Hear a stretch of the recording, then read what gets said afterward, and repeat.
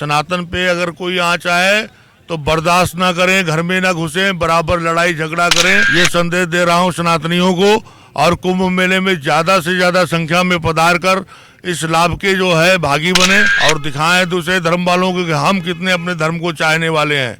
धर्म के लिए मर जाना, मिट जाना, मार देना और दूसरे धर्म को काट के उसको जो है धरती में दफन कर दे, ये सब हम सनातनियों के खून में बसा हुआ है।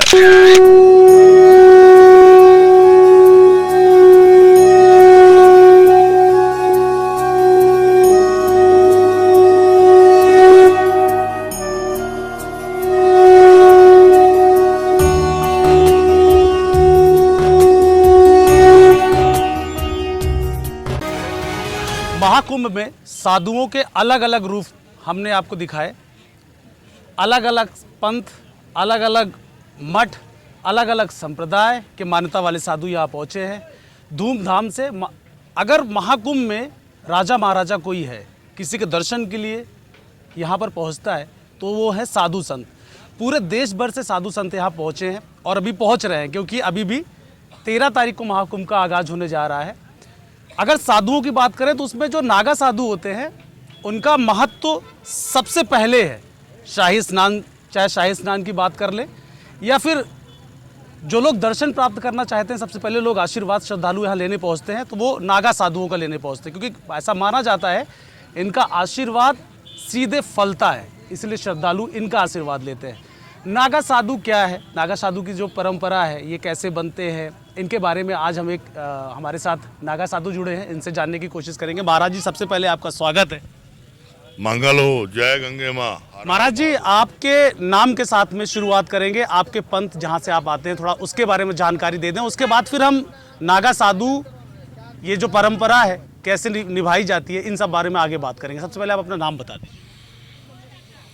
मैं श्री पंत स्नाम जूना अखाड़ा का नागा सन्यासी हूँ और गुरु पीरों का दिया हुआ, संत संतों का दिया हुआ, श्री गुरु महाराज का दिया हुआ मेरा छोटा सा नाम है नागा संत अर्जुन पुरी। पुरी उपाधि है मेरी। और आद्य गुरु भगवान शंकराचार्य के द्वारा हम लोगों का जो है 10 नाम में बंटवारा किया गया है, 10 उपाधियाँ दी गई हैं और 7 अखाड़ों में ये 10 उपाधियाँ दी गई हैं कि गिरी साधु जो है पहाड़ों में जाकर के सनातन को, सनातन संस्कृति को, धर्म ध्वज को मजबूत करे, सशक्त करे। पुरी, बड़े बड़े पुरियों में अयोध्या, मथुरा, माया, काशी, कांची, अवंतिका, पुरी, द्वारा, दैवती, चैव, सप्तहिता, मोक्षदायिका, इन पुरियों में धर्म को सशक्त करे, धर्म का ध्वज सशक्त करे, मजबूत गाड़े और धर्म का प्रचार प्रसार करें। पर्वत साधु जो है हमारे, जिनको पर्वत की उपाधि मिली, वो हल्के पर्वतीय इलाका जैसे हिमाचल जैसा है, अन्य ऐसे पर्वतीय इलाके जो हैं वहाँ जा कर के सनातन संस्कृति को बढ़ावा दें, प्रचार प्रसार करें और अपने धर्म ध्वज को मजबूत करें, सनातन को सशक्त बनाएं। इस तरीके से हमें 10 नामों में विभक्त किया गया है, बांटा गया है। सागर जो साधु सागर उपाधि वाले हैं, उस तटीय सागर के तटीय इलाकों में जा कर के वहाँ हमारे सनातन संस्कृति को मजबूत बनाएं, उसका प्रचार प्रसार करें।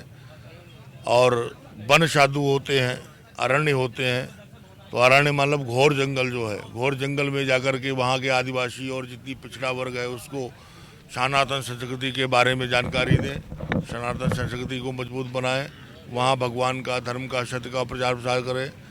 इस तरीके से वन साधु होते हैं, वो वनों में जाकर के, वनों में रहने वाली जो हमारी प्रजा है, जो भी वन में रहने वाले आदिवासी और कुल भिल्ल लोग हैं, उनमें जाकर के धर्म का प्रचार प्रसार करें, सनातन संस्कृति को बताएं और सनातन संस्कृति का प्रचार प्रसार करके उस सनातन ध्वज को मजबूत करें। इस तरीके से हमारी 10 उपाधियाँ हमारे आदि गुरु भगवान के द्वारा विभक्त की गई, अलग अलग बांटी गई हैं कि तुम लोग इस तरीके से पूरे भारत में फैल जाओ और विश्व में फैल जाओ और सनातन संस्कृति और सनातन ध्वज जो है गाड़ दो, सनातन संस्कृति का प्रचार प्रसार करो, सारे विश्व को सनातनी बना दो, क्योंकि विश्व जो है हमारा पहले से ही सनातनी है। एक ही धर्म था पहले, सनातन धर्म। सनातन का मतलब जिसका आदि अंत ही नहीं है। और जितने भी धर्म अभी बना लिए हैं, ये सिख, ईसाई, मुगल, मुस्लिम, ये धर्म पहले नहीं थे। एक ही मात्र धर्म था, सनातन धर्म। सनातन धर्म अत्यंत पवित्र और शुद्ध होने के कारण इसमें अगर किसी ने बुराई की तो उसको निकाल के बाहर कर दिया गया। तो वो ज़्यादा बुराई करने वाले बढ़ गए, तो वो धीरे धीरे अपना जो है एक दल बना लिया, एक अपना धर्म बना लिया। वही आज ये धर्म चल रहा है जो अलग धर्म बना लिया है। बाकी एक ही मात्र हमारा धर्म था, सनातन हिंदू धर्म, सनातन धर्म, सनातनी संस्कृति। जितना भी धर्म है वो सब हमारी सनातन संस्कृति से फैला हुआ है। और सनातन जो है श्रेष्ठ है, सदैव से है, सदैव से चला आ रहा है और सदैव चला रहेगा, सदैव बना रहेगा। अन्य सब धर्म बीच में बने हैं और बीच में ही विलुप्त होकर सनातन में फिर मिल जाएंगे। मात्र एक संस्कृति रहेगी, सनातन संस्कृति। और हम लोग सनातन के ध्वजवाहक हैं, सनातन के सिपाही हैं। हमें सनातन को सशक्त मजबूत बनाने के लिए ही ये बेच दिया गया है, शस्त्र और शास्त्र दोनों दिए गए हैं। ये हमारा सनातन धर्म है। नागा साधुओं की जब आप बात करते हैं ना, तो नागा साधु के बारे में तो हर कोई जानता है, ये भी जानते हैं कि भगवान शिव का रूप इन लोगों को बोला जाता है। नागा साधु को महाकुंभ में, ऐसे पवित्र कार्यक्रम में सबसे पहला अग्रणी इनको क्यों रखा जाता है? थोड़ा सा इसे समझने की कोशिश करते हैं। महाराज जी, नागा साधु महाकुंभ में सबसे ज़्यादा पूजनीय होते हैं, चाहे शाही स्नान की बात हो या फिर उनके कार्यक्रमों की बात हो, उसमें नागा साधु सबसे पहले होते हैं। जरा ये ज़्यादातर लोग अभी नागा साधुओं के बारे में नहीं जानते हैं, वो इतना जानते हैं नागा साधु हैं। थोड़ा सा नागा साधु के बारे में कुछ बताइए। नागा साधु ये नागा सन्यास है। नागा सन्यास जो है धर्म के सिपाही हैं हम लोग सनातन के। अगर हमारे सनातन पे कोई चोटें आती हैं तो वो सीधे हमारे हृदय पे हृदयाघात होता है। सनातन पे कोई चोट होती है तो हमारे हृदय पे चोट होती है। और नागा साधु का मतलब ये है कि हम लोग चित्त से, जैसे शरीर से नग्न रहते हैं, ऐसे हमारे चित्त में भी, हृदय के अंदर भी कोई विकार, वासना, कुवासना, कोई लालसा, कोई इच्छा, कोई कामना नहीं रहती। हमारा हृदय आकाश की तरह स्वच्छ, गंगा की तरह पवित्र और निर्मल रहता है, मक्खन की तरह कोमल रहता है। इसलिए हम शरीर से नंगे हैं, चित्त से भी नंगे हैं, चित्त से नंगे हैं, शरीर से भी नंगे हैं। और सनातन के लिए हम मर मिट जाने वाले सिपाही हैं। सनातन धर्म जो है हमारा बलिदान हो जाए या बलिदान लेना पड़े या देना पड़े, दोनों के लिए हम अग्रणी रहते हैं। किसी भी तरीके से हम सनातन पे कोई भी चोट बर्दाश्त नहीं करेंगे। हम सनातन को खतरे में नहीं जाने देंगे। नागा साधुओं के बनने की जो प्रक्रिया होती है वो क्या होती है, वो थोड़ा सा इसके बारे में विस्तार से बताइए। नागा संत जो है बचपन से ही संत बनाए जाते हैं। जन्म से ही कोई अपना बालक दान में दे देता है या उसको जो है हम लोग मांग लेते हैं। तो बच्चा जब छोटा हमें मिलता है तो हम उसको संपूर्ण जो है पूर्ण नागा साधु बनाते हैं। बाकी बीच में कोई आ जाते हैं तो उनको हम पूर्ण नागा साधु नहीं बनाते हैं, उनको हम ऐसे ही रखते हैं। शस्त्र की क्या ट्रेनिंग मिलती है आपको?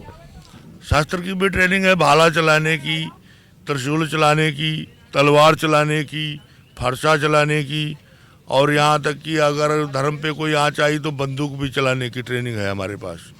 जी, हम बंदूक भी चलाएंगे। और बार बार अगर धर्म पे, सनातन पे आघात हुआ, ऋषियों ने विचार किया क्या किया जाए, तो वो सागर मंथन कराया। सागर मंथन से अमृत निकला, तो उस अमृत को देवताओं को पिलाना था, जिससे देवता अमर हो जाए और वो मरे नहीं, क्योंकि उनकी कम संख्या थी, राक्षस बहुत थे, बाहुल्य था उनका। तो राक्षसों को ख़त्म करने के लिए सागर मंथन करके अमृत निकाला गया। वो अमृत दैत्य लेकर भगा, और वो दैत्य का जो अमृत का कलश लेके भगा, तो जहाँ जहाँ अमृत गिरा हुआ है, 4 जगह पे अमृत फैला हुआ है, गिरा हुआ है उस कलश से, तो वहाँ पे ज्योतिष शास्त्र के अनुसार जो है सब घड़ी नक्षत्र मिला करके ये एक पवित्र समय आता है। इस समय स्नान करने से लोगों को अमृत प्राप्त हो जाता है, फिर उनका आवागमन का चक्कर मिट जाता है। सांसारिक दुखों में बार बार उनको नहीं आना पड़ता, सांसारिक दुख नहीं झेलने पड़ते हैं। ये सब होता है। 144 साल बाद ये इस बार संयोग बना है। शायद हमारे दादा भी ऐसे कुंभ में नहीं आए होंगे। हम लोग को ये सौभाग्य की प्राप्ति है कि इस कुंभ में हम लोग आ सके। महाराज जी, एक अंतिम सवाल आपसे, इस पवित्र अवसर पे 144 साल बाद ऐसा अवसर आया है, देशवासियों को महाकुंभ नगरी से आप क्या संदेश देना चाहते हैं? हम अपने सनातनियों को संदेश देना चाहते हैं कि सभी सनातन के सिपाही बन जाएं। सनातन पे अगर कोई आँच आए तो बर्दाश्त ना करें, घर में ना घुसें, बराबर लड़ाई झगड़ा करें और दूसरे धर्म को काट के उसको जो है धरती में दफन कर दें। ये संदेश दे रहा हूँ सनातनियों को। और कुंभ मेले में ज़्यादा से ज़्यादा संख्या में पधार कर इस लाभ के जो है भागी बने, जो इतना महत्व जो है उपलब्धियां हैं इस कुंभ में, इसलिए ज़्यादा से ज़्यादा सनातनी कुंभ मेले में पधारें और दिखाएं दूसरे धर्म वालों को कि हम कितने अपने धर्म को चाहने वाले हैं। धर्म के लिए मर जाना, मिट जाना, मार देना, ये सब हम सनातनियों के खून में बसा हुआ है। फिलहाल ये थे नागा साधु महाराज जी। साधुओं के अलग अलग रूप को, अलग अलग तपस्या को हम दिखाने की कोशिश लगातार करते रहेंगे। प्रयागराज की धरती से मैं संदीप ओझा।